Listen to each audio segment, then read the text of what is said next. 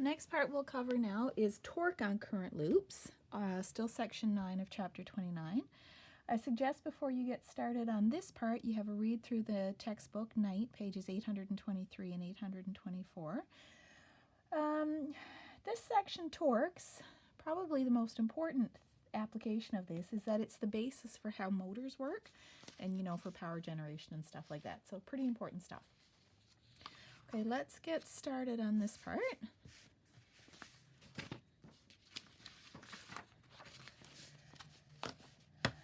So this kind of takes us back to something we discussed in a previous example when we had that half of a loop of current and we asked what it did. That was an example maybe 2 videos ago. And in the end we said that the net force was 0, but it would still rotate. Here's where we're coming around to describing that rotation and how that happens. So let's ask the question, what happens to a current carrying loop that's in a magnetic field? So let's draw our loop as a rectangle. We don't have to, but that makes it a little bit easier to visualize. Let's put in our magnetic field as pointing towards the right. And let's think about what are the forces on this loop. So our loop has 4 sides. Let's find the force on each of these 4 sides. So let's start with that. Up here on this side, well, the first thing we'll have to do is let's identify a direction of current. Let's say our current comes around counterclockwise. So let's draw in the force here on this part. Our current is this way, magnetic field is this way, force is into the page. So IL cross B gives us force into the page. So on this side of the loop, the magnetic force is into the page. The magnitude of the magnetic force here is equal to I times L times B, where L is the length of this segment. Okay, so our next segment of the wire is the top part. The current goes this way, the magnetic field goes that way, so we've got a minus I crossed with an I, that gives us 0.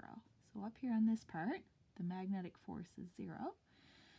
On this segment of the wire, the current is heading down, so we've got I points down.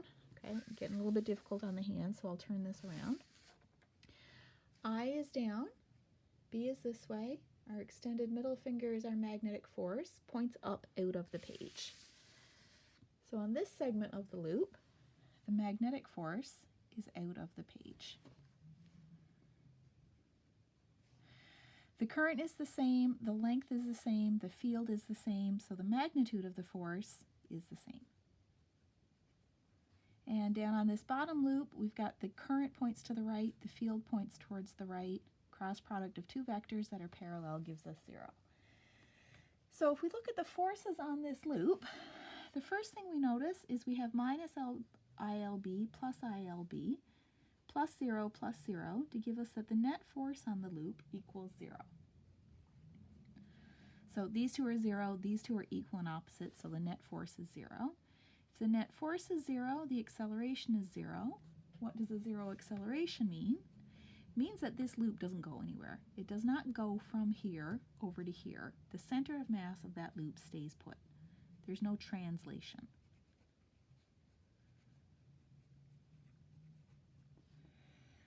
Is there motion? Well, there is motion. If we think about our loop of wire, and it has a force that points down here and a force that points up here, that's going to cause it to rotate. It's going to turn in a circle with this orientation. So there is definitely motion, and that motion is going to be rotation.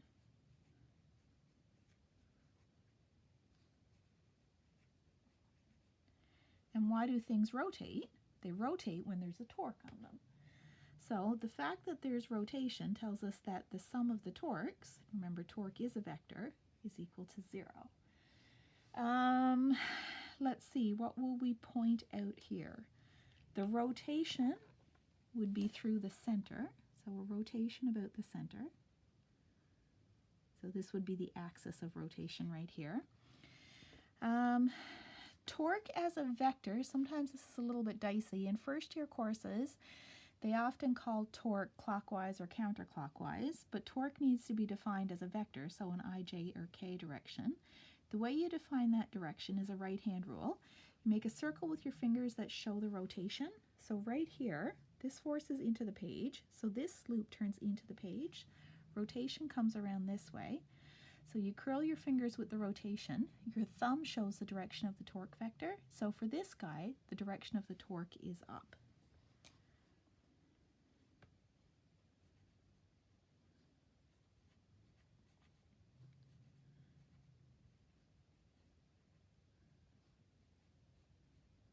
Or j-hat direction. Okay, that's going to be important as we get our examples to recognize that torque has a direction. So your fingers show the rotation, your thumb shows the torque vector. That's like the mu equals IA current law, and your thumb goes with your current and your curled fingers show your magnetic field. So those are all right-hand rules.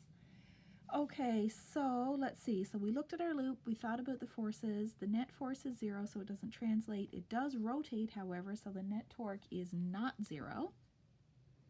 Not 0. So if we're going to say that the net torque is not 0, the next question we would ask is, well, what is the net torque? So let's start to think about what the torque is, the net torque, so the sum of each torque. First thing we can do is let's just look at our loop from a bottom view. So let's look here. So here on this side the current goes away, this side the current comes towards.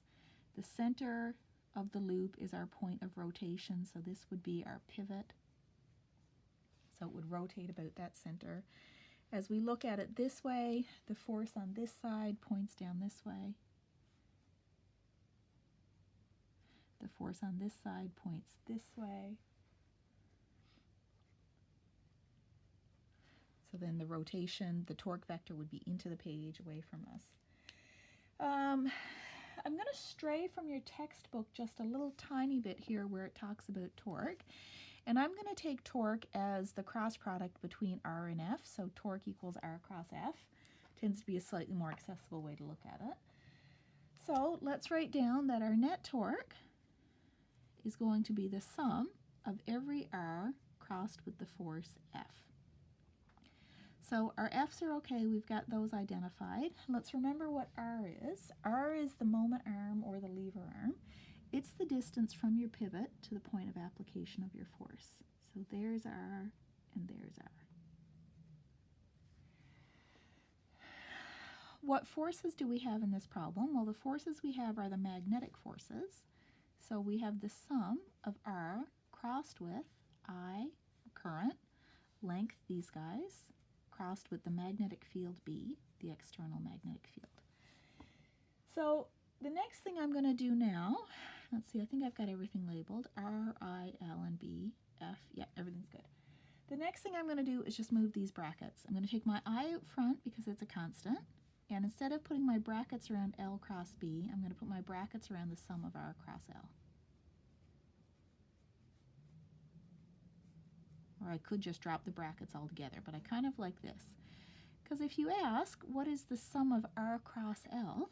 The sum of R cross L, R times L on this side, R times L on this side, that gives you the area of the loop. So the net torque is I times the area crossed with the magnetic field. This guy you might recognize as our magnetic moment vector.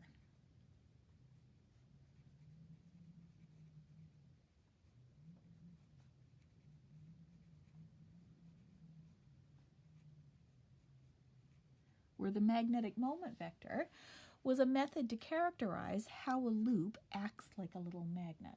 Okay, so now we have an expression for the torque. Let's just get that summarized down here. The torque on a current carrying loop is the magnetic moment crossed with the magnetic field B. So there's our expression for our torque. Let's just summarize that a little bit more neatly on the next page. And we'll talk about how we calculate that torque before we go on and do an example or two. So here's our reminder of the magnetic dipole moment or the magnetic moment. Every little current loop acts like a permanent magnet. You curl your fingers in the direction of current. When you curl with the direction of current, your thumb shows your area vector, which is parallel to your magnetic moment vector. This is the expression for magnetic moment for a single current loop.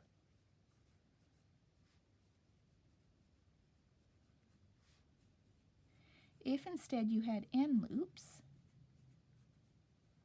your magnetic moment would be n times I times A. So you would have a magnetic moment for each loop. So then to write down our expression for our torque, torque equals N. Oh, no, I won't write it. I was going to put in the N and write it out with I and A, but I think I'll stick with torque equals mu cross B. Since it's a cross product, we can either do it the math way, or we can do magnitude and direction, where we would find the direction with the right-hand rule. For the right-hand rule, your thumb is your first vector, your index finger is your second, and your result is your extended middle finger. So your torque is mu crossed with B. And the magnitude of the torque would be the magnitude of mu times the magnitude of B times the sine of the angle between those two things. Yeah, okay, so that deals with torque. Next part we'll do is a couple of examples.